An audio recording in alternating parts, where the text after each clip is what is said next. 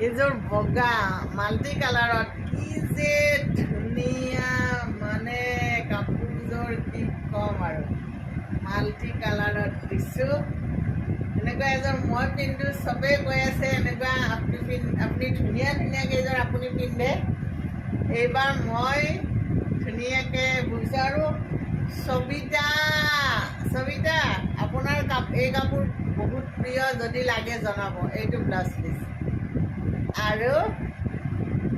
এইখন হ'ল আপোনাৰ মেখেলা কাপোৰযোৰ মানে